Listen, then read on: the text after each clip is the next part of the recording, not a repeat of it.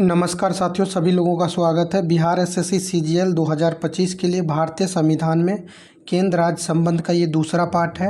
यदि आप भविष्य में बिहार एसएससी, बिहार दरोगा, एईडीओ या बीएसओ कोई भी एग्ज़ाम देने वाले हैं तो आपके लिए काफ़ी महत्वपूर्ण है। साथ में साइंस भी चल रहा है। आप लोग यदि नहीं देखते हैं तो उसे ज़रूर देखिए, अच्छा लगेगा। उसके बाद चैनल को सब्सक्राइब कर लीजिएगा। चलिए प्रश्नों की ओर चलते हैं। आज का पहला प्रश्न है, भारत में किसे शिशुओं और अवयस्कों के साथ साथ आर्थिक और सामाजिक योजनाओं के लिए विधि निर्माण की शक्ति प्रदत्त है। यानी शिशु और अवयस्कों के साथ साथ आर्थिक और सामाजिक योजनाओं के लिए विधि निर्माण करने की शक्तियां जो है केंद्र और राज्य दोनों को दिया गया है।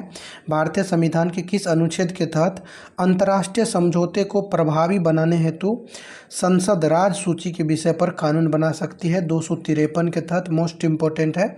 भारतीय संविधान के किस अनुच्छेद के तहत अंतर्राष्ट्रीय समझौते को प्रभावी बनाने हेतु संसद जो है राज्य सूची के विषय पर कानून बना सकती है? 253। यानी कह रहा है कि अंतर्राष्ट्रीय समझौते को प्रभावी बनाने के लिए संसद क्या करेंगे? राज्य सूची के विषय पर कानून बनाएंगे। ऐसा अनुच्छेद 253 में लिखा गया है। यहाँ पे कुछ महत्वपूर्ण अनुच्छेद है, इसमें जो महत्वपूर्ण है उसको हम लोग देखेंगे, बाकी को स्किप करते हुए चलेंगे। पहला देखिए 245 है, संसद द्वारा राज्य विधायिकाओं द्वारा बनाए गए कानूनों का विस्तार। संसद जो है राज्य विधायिकाओं द्वारा बनाए गए कानूनों को विस्तार करेंगे 245 के तहत। 246 में संसद द्वारा एवं राज्य विधायकों द्वारा बनाए गए कानूनों की विषय वस्तु। अगला जो 246A है, इसको आप लोग कई बार पढ़े होंगे। वस्तु और सेवा कर के संबंध में विशेष प्रावधान दिया गया है, यानी जीएसटी के बारे में विशेष प्रावधान 246A में। 246A ध्यान रखिएगा। 248 में है विधायन की अवशिष्ट शक्तियाँ, यानी अवशिष्ट शक्तियाँ दिया गया है 248 में। 249 में है राष्ट्रहित में राज्य सूची से संबंधित किसी मामले में संसद की कानून बनाने की शक्ति। यानी राष्ट्र के हित में यदि राज्य सूची का कोई विषय है जिसमें संसद कानून बनाना चाहते हैं तो ये 249 के तहत बना सकते हैं। 250 में है राज्य सूची के किसी विषय पर आपातकाल की स्थिति में संसद की कानून बनाने की शक्ति। 249 में है राष्ट्रहित में देखते हुए राज्य सूची के विषय में कानून बनाएंगे, 249 में है। और 250 में जो है आपातकाल की स्थिति में संसद कानून बना सकते हैं राज्य सूची के विषय पर, 250 में कहा गया है। 251 जो है, इसमें कहा गया अनुच्छेद 249 एवं 250 के अंतर्गत संसद द्वारा बनाए गए कानूनों एवं राज्य विधायकों द्वारा बनाए गए कानूनों के बीच असंगतता। 251 में ये उतना इम्पोर्टेंट नहीं है। चलिए 252 को देखते हैं। दो या अधिक राज्यों के लिए उनकी सहमति के पश्चात संसद द्वारा कानून बनाने की शक्ति तथा अन्य किसी राज्य द्वारा इस विधायन को अंगीकार करना।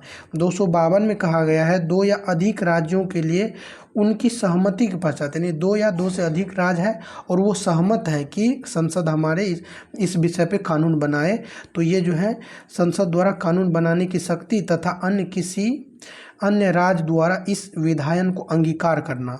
अब 253 में देखिए क्या है, अंतर्राष्ट्रीय समझौते पर अमल करने के लिए विधायन। जो अंतर्राष्ट्रीय समझौता है उस पर अमल करेंगे, बात विचार करने के लिए जो कानून का प्रावधान है 253 में दिया गया है।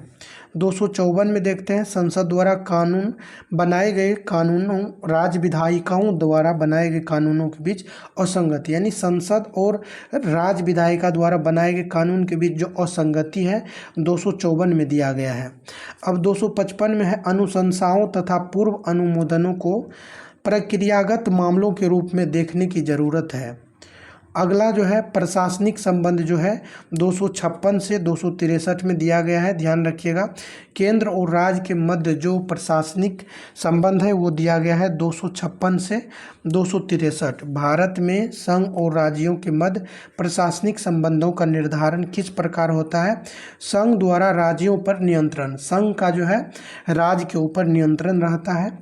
अगला है किस अनुच्छेद में उल्लेख है कि संसद द्वारा बनाए गए कानूनों और उस राज्य में विद्यमान कानूनों के पालन को सुनिश्चित करने के लिए केंद्र राज्यों को निर्देश दिए जा सकते हैं? 256 में ये व्यवस्था किया गया है। अगला अब चलिए प्रश्न पे चलते हैं। यहाँ पे ध्यान से समझिए, राष्ट्रपति किस अनुच्छेद के तहत संघीय कार्यपालिका से संबंधित प्रशासनिक विषयों के कृत्य किसी राज्य सरकार या अधिकारियों को सौंप सकती है। तो राष्ट्रपति जो है किस अनुच्छेद के तहत संघीय कार्यपालिका से संबंधित प्रशासनिक विषयों के कृत्य किसी राज्य सरकार या अधिकारियों को सौंप सकते हैं। तो 258 में ये कहा गया है, किसी राज्य का राज्यपाल भारत सरकार को राज्य कार्यपालिका के विषयों से संबंधित कृत्य सौंप सकता है। तो 258 के क में, ये उतना इम्पोर्टेंट नहीं है, जहाँ इम्पोर्टेंट होगा मैं उसको 2-3 बार रिपीट करूँगा। चलिए यहाँ पे देखिए, अब सरकारिया आयोग है जो काफ़ी इम्पोर्टेंट है। सरकारिया आयोग किसके संबंध में गठित हुआ था? तो केंद्र और राज्य के मध्य संबंध के लिए जो है सरकारिया आयोग का गठन 1983 में किया गया था। केंद्र राज्य संबंध के मध्य, केंद्र और राज्य के मध्य जो संबंध है उसी के लिए सरकारिया आयोग 1983 में, जून 1983 में बनाया गया था। सरकारिया आयोग के 2 सदस्य कौन कौन थे? तो बी शिवरमन तथा SR सेन। सरकारिया आयोग में 2 सदस्य कौन थे? वी शिवरमन और SR सेन। अगला है, किस वर्ष सरकारिया आयोग जिसे केंद्र राज्य संबंधों में परिवर्तन की संस्तुति का अधिकार दिया गया ने अपना प्रतिवेदन सौंपा? तो सरकारिया आयोग तो आया था जून 1983 में, लेकिन अपना प्रतिवेदन 5 साल के बाद जो है 1988 में सौंपा था। किस आयोग के अनुसार जिन राजनीतिक दलों ने केंद्र में सरकार बनाई उन्हें अनुच्छेद 256 का दुरुपयोग किया, अतः केंद्र को अनुच्छेद 356 का प्रयोग कम से कम करना चाहिए। यानी सरकारिया आयोग का कहना था कि जिन राजनीतिक दलों ने केंद्र में सरकार बनाई उन्होंने अनुच्छेद 356 का दुरुपयोग किया, अतः केंद्र को 356 का जो है प्रयोग कम से कम करना चाहिए। तो सरकारिया आयोग ने कहा था 356 का प्रयोग जो है कम से कम करना है। अगला प्रश्न देखिए जो काफ़ी महत्वपूर्ण है, अंतर्राज्यीय परिषद का प्रावधान किस अनुच्छेद में किया गया है? तो अंतर्राज्यीय परिषद 263 में है। अंतर्राज्यीय परिषदों के निर्माण का स्रोत क्या है? संविधान है, क्योंकि संविधान के अनुच्छेद 263 में अंतर्राज्यीय परिषद की स्थापना कौन करता है? तो ये भारत के राष्ट्रपति करते हैं। ये सभी काफ़ी इम्पोर्टेंट है। अगला है, भारत में राज्यों के बीच सहयोग और समन्वय के लिए कौन सी संस्थाएँ हैं? राज्यों के बीच सहयोग और समन्वय के लिए जो संस्थाएँ हैं उसका नाम है अंतर्राज्यीय परिषद एवं राज्यपाल सम्मेलन। अंतर्राज्यीय परिषद एवं राज्यपाल सम्मेलन। अंतर्राज्यीय परिषद का प्रथम बैठक कब हुई थी? तो ये 10 अक्टूबर 1990 है।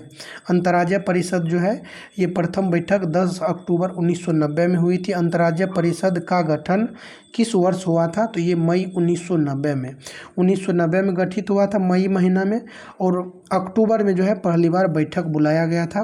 अंतर्राज्यीय परिषद का अध्यक्ष कौन होता है? तो भारत के जो प्रधानमंत्री होते हैं अंतर्राज्यीय परिषद के अध्यक्ष होते हैं।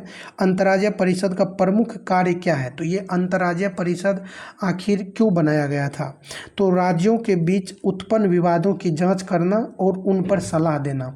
जो राज्यों के बीच विवाद उत्पन्न हो जाते हैं उसका जांच करना और उस पर क्या करना है? सलाह देना अंतर्राज्यीय परिषद का कार्य है। अब देखिए अंतर्राज्यीय परिषद की प्रकृति कैसी है? तो ये सलाहकारी है, सलाहकारी यानी एक सलाहकार की तरह कार्य करता है अंतर्राज्यीय परिषद। नेक्स्ट प्रश्न है, संसद को राष्ट्रीय हित में राज्य सूची के किसी विषय पर कानून बनाने का अधिकार दिया गया है। संसद को जो है राष्ट्रीय हित में राज्य सूची के किसी विषय पर कानून बनाने का अधिकार दिया गया है 249 में, और अवशिष्ट शक्तियाँ जो है 248 में दिया गया है। संसद राज्य सूची के विषय पे कानून बनाएंगे राष्ट्र के हित में 249 के तहत। प्रथम अंतर्राज्यीय परिषद की बैठक की अध्यक्षता किस प्रधानमंत्री द्वारा की गई थी? तो ध्यान दीजिए 1990 में बैठक हुई थी और उस समय जो है प्रधानमंत्री थे श्री VP सिंह। तो इन्हीं के द्वारा जो है अध्यक्षता किया गया था। यदि राष्ट्रीय आपात की उद्घोषणा प्रवर्तन में हो तो संसद को किस अनुच्छेद के अनुसार राज्य सूची के विषय पर विधि बनाने का अधिकार है? तो यहाँ ध्यान दीजिए, यदि राष्ट्रीय आपात की उद्घोषणा प्रवर्तन में हो यानी आपातकाल के समय में राज्य सूची के विषय पर संसद कानून बनाएंगे 250 के तहत, अनुच्छेद 250 के तहत। ये जल विवाद अधिनियम किस वर्ष अस्तित्व में आया? तो ये देखिए अंतर्राज्यीय जल विवाद अधिनियम है, यानी दो राज्यों के मध्य जो जल विवाद होता था, इसके लिए अधिनियम 1956 में लाया गया था। अंतर्राज्यीय जल विवाद अधिनियम 1956। नदी बोर्ड्स एक्ट कब लागू हुआ? तो इसी को कहते हैं नदी बोर्ड्स एक्ट। तो ये नदी बोर्ड्स एक्ट जो है 1956 में लागू हुआ था। जल विवाद यानी जल के विवाद के लिए जो एक्ट आया था नदी बोर्ड्स एक्ट, ये 1956 में लागू हुआ था। अब यहाँ ध्यान दीजिए, रक्षा जो है ये संघ सूची का है। विदेशिक मामले यानी विदेशी मामले, परमाणु ऊर्जा, युद्ध एवं शांति, रेल, बीमा तथा बैंकिंग की सूची का विषय है। तो ये सभी संघ सूची का विषय है। संविधान का कौन सा अनुच्छेद अंतर्राज्यीय जल विवादों के न्याय निर्णयन से संबंधित है? तो अंतर्राज्यीय जल विवादों से संबंधित जो अधिनियम आया था 1956 में आया था, और इससे संबंधित अनुच्छेद है 262। इसे ध्यान रख सकते हैं, दो राज्यों के मध्य जल से संबंधित विवाद है, तो दो राज्य है तो दोनों तरफ दो दो है, तो 262। नेक्स्ट देखिए, संविधान के किस अनुच्छेद में अंतर्राज्यीय परिषद के संबंध में प्रावधान किया गया है? तो ये अंतर्राज्यीय परिषद है, वो था अंतर्राज्यीय जल विवाद। तो अंतर्राज्यीय जल विवाद जो है 262 में है। तो इसे भी ध्यान रख सकते हैं, कोई यदि नदी, मान लीजिए ये नदी है, तो ये नदी है तो इसमें दो ठो किनारा होता है, तो जल से संबंधित है तो नदी समझिए, और नदी में दो किनारा होता है, तो अंतर्राज्यीय जल विवाद 262 में है। और दो राज्यों के मध्य जो अंतर्राज्यीय परिषद के संबंध में प्रावधान किया गया है, तो ये 263 में है। तो संविधान के किस अनुच्छेद में अंतर्राज्यीय परिषद का प्रावधान है? 263 में। भारत में प्रथम प्रशासनिक सुधार आयोग का गठन किस वर्ष किया गया था? तो प्रथम प्रशासनिक सुधार आयोग का गठन वर्ष 1966 में किया गया था। ध्यान रखिएगा, प्रथम प्रशासनिक सुधार आयोग का गठन 1966 में किया गया था। और प्रथम प्रशासनिक सुधार आयोग की स्थापना किसकी अध्यक्षता में हुई थी? मोरारजी देसाई। प्रथम प्रशासनिक सुधार जो आयोग है ये 1966 में आया था, और अध्यक्षता किसने किया था? मोरारजी देसाई। केंद्र राज्य संबंधों पर सुझाव से संबंधित गठित प्रथम आयोग कौन सा है?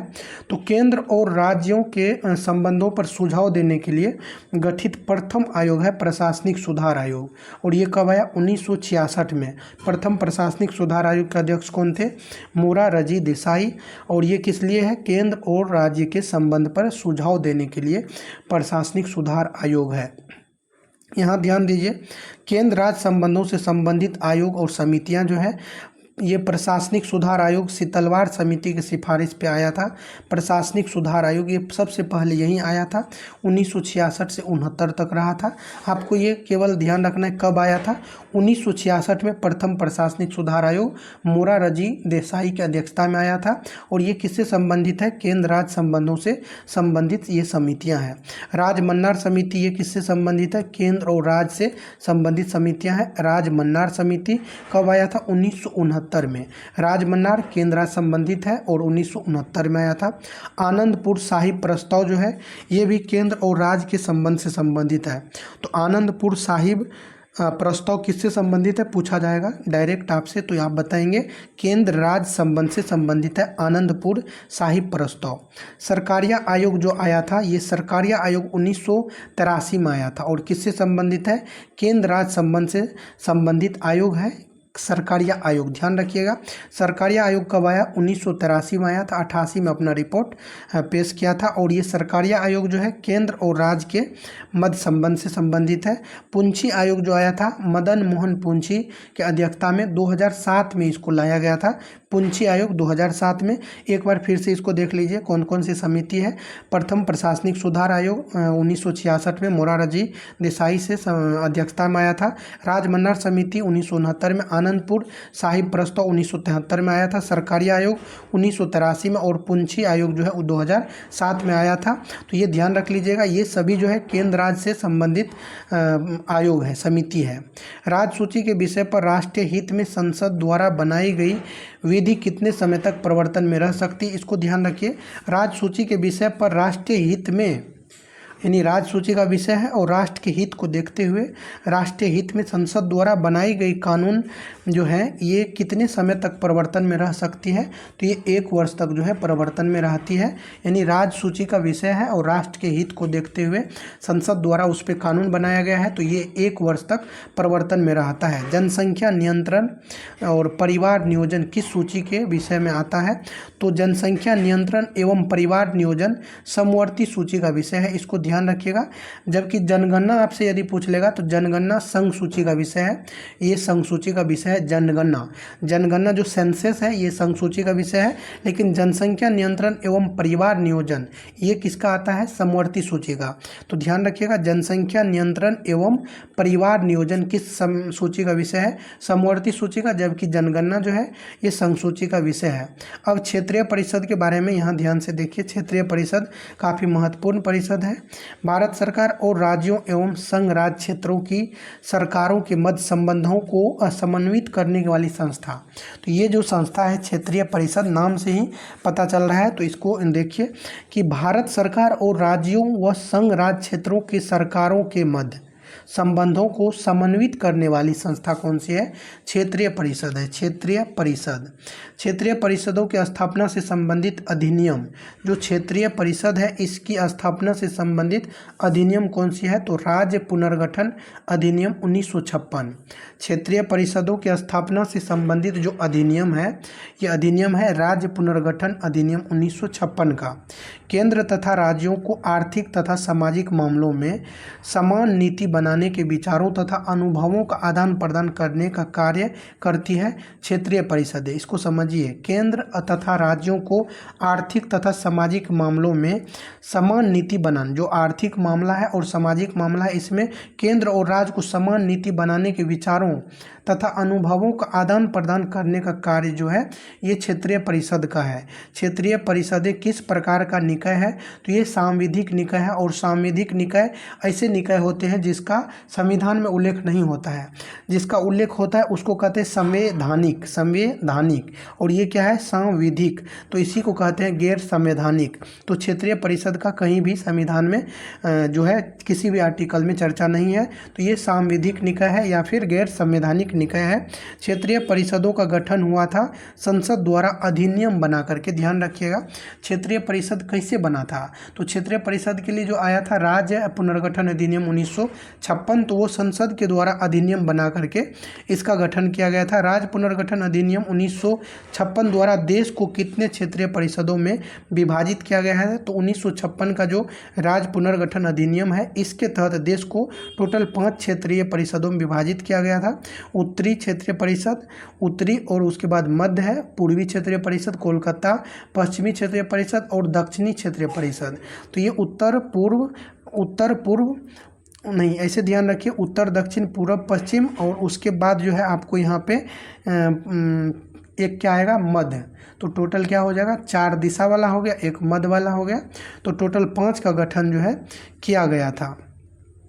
अब देखिए क्षेत्रीय परिषदों की प्रकृति किस प्रकार की होती है। जो क्षेत्रीय परिषद है इसकी प्रकृति क्या होगी, ये सलाह करेंगे या परामर्श करेंगे, सलाहकारी या परामर्शदात्री होता है। ये कोई भी प्रेशर नहीं बना सकते हैं कि ऐसा करना ही पड़ेगा, या तो सलाह देंगे या परामर्श देंगे। संपूर्ण क्षेत्रीय परिषदों का अध्यक्ष कौन होता है, जो पूरे क्षेत्रीय परिषद होते हैं संपूर्ण, यानी ये 5 मिला करके जो क्षेत्रीय परिषद के अध्यक्ष होते हैं केंद्रीय गृह मंत्री होते हैं। तो ऐसे भी ध्यान रख सकते हैं, गृह मंत्री जो है घर का मंत्री, और घर में ही कई सारे क्षेत्र बटे हैं, यानी भारत एक घर है और इसमें बहुत सारे क्षेत्र हैं। तो गृह मंत्री जो होते हैं ये क्षेत्रीय परिषद के अध्यक्ष होते हैं। क्षेत्रीय परिषद का जो उपाध्यक्ष होता है कर्मानुसार मुख्यमंत्री 1 वर्ष के लिए। क्षेत्रीय परिषद के उपाध्यक्ष जो होता है कर्मानुसार मुख्यमंत्री होते हैं 1 वर्ष के लिए।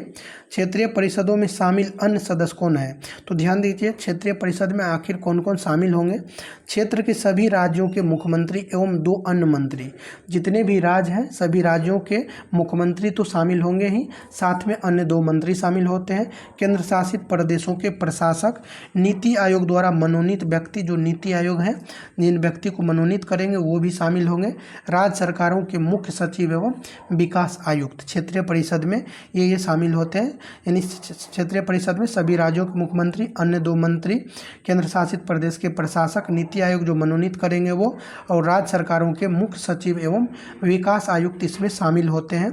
क्षेत्रीय परिषद के विभिन्न उद्देश्य क्या है? जो क्षेत्रीय परिषद है आखिर इसका उद्देश्य क्या है जान लीजिए। प्रश्न तो आना ही चाहिए, यदि नहीं भी आता है तो ये जानकारी के लिए आपको होना चाहिए। तो इसका जो उद्देश्य है, केंद्र राज्य एवं केंद्र शासित प्रदेशों के बीच सहभागिता, आर्थिक एवं सामाजिक योजनाओं, सीमा विवाद, अंतर्राज्यीय परिवहन, भाषाई अल्पसंख्यक आदि पर परामर्श देना। यानी केंद्र राज्य एवं केंद्र शासित प्रदेशों के बीच सहभागिता, जैसे आर्थिक सामाजिक योजनाओं, सीमा विवाद, अंतर्राज्यीय परिवहन, भाषाई अल्पसंख्यक आदि पर परामर्श देना। नेक्स्ट देखिए, राष्ट्रीय एकीकरण की भावना को प्राप्त करना। जो ये क्षेत्रीय परिषद है, राष्ट्रीय एकीकरण की जो भावना है इसको प्राप्त करना। तीक्ष्ण राज भावना, क्षेत्रवाद आदि विशेष प्रवृत्तियों के विकास को रोकना। जैसे तीक्ष्ण राज भावना, क्षेत्रवाद आदि विशेष प्रवृत्तियों की जो भावना पनपेंगे इसको रोकना, और राष्ट्र के एकीकरण वाले भावना को जो है प्राप्त करना, ये सभी है। अब ध्यान दीजिए इधर, क्षेत्रीय परिषद जो है इसका मुख्यालय भी कभी कभी पूछा जाता है। तो उत्तरी क्षेत्रीय परिषद जो है इसका मुख्यालय दिल्ली में है। उत्तरी क्षेत्रीय परिषद दिल्ली में है। मध्य क्षेत्रीय परिषद का मुख्यालय इलाहाबाद में है। और पूर्वी जो क्षेत्रीय परिषद है पूरब में कोलकाता है। पश्चिमी क्षेत्रीय परिषद का मुंबई है और दक्षिणी क्षेत्रीय परिषद का चेन्नई है। तो आराम से इसको ध्यान रख सकते हैं।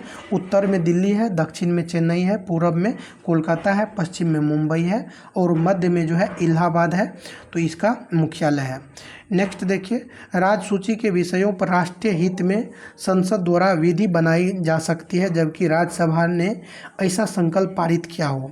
राज्य सूची के विषयों पर राष्ट्रीय हित में संसद द्वारा कानून बनाई जा सकती है जबकि राज्यसभा ने ऐसा संकल्प पारित किया हो तो अपने उपस्थिति और मत देने वाले सदस्यों के 2/3 बहुमत से, जब राज्यसभा संकल्प पारित करेंगे तो अपने उपस्थित और मत देने वाले सदस्यों के 2/3 बहुमत से कर सकते हैं। आपात की उद्घोषणा परिवर्तन में होने पर राज्य सूची के विषय के संबंध में विधि बनाने की शक्ति। जो आपात की उद्घोषणा है, आपातकाल के समय में राज्य सूची के विषय पे 250 के तहत बना सकते हैं, और जब राष्ट्रहित से मामला जुड़ा हो तो उस मामले में 249 के तहत। अब नेक्स्ट देखिए, राज्यों की सहमति से भी संसद राज्य सूची के विषय पर विधि बना सकती है, किंतु ऐसा करने का संकल्प पारित होना चाहिए। तो राज्यों की सहमति से भी बना सकते हैं, लेकिन ऐसा करने के लिए जो सहमति है, सहमति कैसे पारित होना चाहिए? 2 या अधिक राज्यों के विधान मंडलों के द्वारा, 2 या अधिक राज्यों के विधान मंडलों के द्वारा। संसद द्वारा बनाई गई विधियों और राज्यों के विधान मंडलों द्वारा बनाई गई विधियों में विरोध होने पर अभिभावी होगा तो संसदीय विधि, यानी जैसे मान लीजिए कि कोई ऐसा विषय है जिस पर राज्य भी बनाया है, राज्य के विधानमंडल और संसद दोनों ने कानून बनाया है और दोनों में क्या हो गया, मतभेद हो गया। तो इस स्थिति में जो है संसद के द्वारा जो कानून बनाया जाएगा वही मान्य होगा। नेक्स्ट देखिए, किसी सड़क या जलमार्ग को राष्ट्रीय राजमार्ग या राष्ट्रीय जलमार्ग घोषित करने की शक्ति प्राप्त है। जैसे किसी सड़क या जलमार्ग को, कोई सड़क है या फिर कोई जलमार्ग है, इसको राष्ट्रीय राजमार्ग या राष्ट्रीय जलमार्ग घोषित करना। कोई सड़क है तो इसको राष्ट्रीय राजमार्ग, कोई जलमार्ग है तो इसको राष्ट्रीय जलमार्ग घोषित करने की शक्ति संघ के पास होती है। नेक्स्ट देखिए, किस अनुच्छेद के अंतर्गत संघ की कृतियों को राज्यों को सौंपने संबंधी उपबंध किए गए हैं? किस अनुच्छेद के अंतर्गत संघ की कृतियों को राज्यों को सौंपने संबंधी उपबंध दिए गए? यानी संघ की कृत्य को जो है राज्य को सौंपने की जो संबंधी प्रावधान है 258 में है।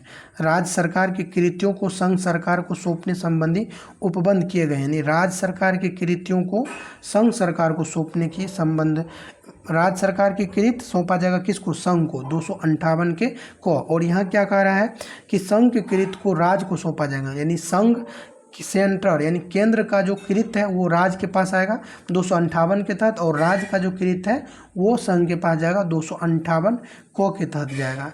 नेक्स्ट देखते हैं, राज्य सरकार की सहमति से संघ कार्यपालिका शक्ति से संबंधित किसी विषय को उस सरकार को या उसके पदाधिकारियों को सशर्त या बिना शर्त सौंप सकता है। ध्यान दीजिए, राज्य सरकार की सहमति से संघ कार्यपालिका शक्ति से संबंधित किसी विषय को उस सरकार को या उसके पदाधिकारियों को सशर्त या बिना शर्त सौंप सकता है। तो ये कौन कर सकते हैं? राष्ट्रपति। वित्तीय आपात उपबंध किस अनुच्छेद में है? तो वित्तीय आपात जो है ये 360 में है। राष्ट्रीय आपात जो है 352 में है। वित्तीय आपात जो है 360 में है, जो अभी तक नहीं लागू हुआ है। नेक्स्ट देखिए, किसी अंतर्राज्यीय नदियों या नदी दूनों या उसके जल के प्रयोग, वितरण या नियंत्रण के संबंध में किसी विवाद के निर्णय के संबंध में विधि बना सकेगी। तो ये संसद बनाएगी। किसी अंतर्राज्यीय नदियों या नदी दूनों या उसके जल के प्रयोग, वितरण या नियंत्रण के संबंध में जो विवाद होगा तो कानून कौन बनाएंगे? संसद बनाएंगे। नेक्स्ट है, भारत के राज्य क्षेत्र के किसी भाग में, जैसे भारत के राज्य क्षेत्र है उसके किसी भाग में सिविल न्यायालयों द्वारा दिए गए अंतिम निर्णयों या आदेशों का विधितः निष्पादन किया जा सकेगा। तो भारत के राज्य क्षेत्र के भीतर कहीं भी, भारत के राज्य क्षेत्र के किसी भाग में सिविल न्यायालयों द्वारा दिए गए अंतिम निर्णयों या आदेशों को विधितः निष्पादन किया जा सकेगा। तो इसको कहीं भी, पूरे भारत में कहीं भी कर सकते हैं। भारत के बाहर राज्य क्षेत्रों के संबंध में संघ की अधिकारिता के संबंध में उपबंध करता है। भारत के बाहर राज्य क्षेत्रों के संबंध में संघ की अधिकारिता के संबंध में, भारत के बाहर, तो मान लीजिए कि भारत के बाहर की बात कर रहा है, तो भारत के बाहर राज्य क्षेत्रों के संबंध में संघ की अधिकारिता के संबंध में उपबंध करता है अनुच्छेद 260। नेक्स्ट है, संघ के और प्रत्येक राज्य के सार्वजनिक कार्यों, संघ के और प्रत्येक राज्य के सार्वजनिक कार्यों, अभिलेखों और न्यायिक कार्यवाहियों को पूर्ण विश्वास और मान्यता दी जाएगी भारत के राज्य क्षेत्र में सर्वत्र, अनुच्छेद 261 के तहत। प्रश्न को एक बार आप लोग ध्यान से समझिए। कह रहा है कि संघ के और प्रत्येक राज्य के सार्वजनिक कार्यों, या तो संघ का है या फिर प्रत्येक राज्य का सार्वजनिक कार्य है, अभिलेखों और न्यायिक कार्यवाही को पूर्ण विश्वास और मान्यता दी जाएगी। तो संघ है या प्रत्येक राज्य है, इसके जो सार्वजनिक कार्य है, अभिलेख और न्यायिक कार्यवाही है, इसको पूर्ण विश्वास और मान्यता दी जाएगी भारत के राज्य क्षेत्र के सर्वत्र, यानी भारत में कहीं भी अनुच्छेद 261 के तहत मान्यता दी जाएगी। अगला देखिए, यहाँ पे कुछ महत्वपूर्ण अनुच्छेद हैं, इसमें हम लोग देखते हैं, फिर सभी अनुच्छेद को बारी बारी से हम लोग देखेंगे। 256 में दिया गया है राज्यों की और संघ की बाध्यता, राज्य और संघ की बाध्यता 256।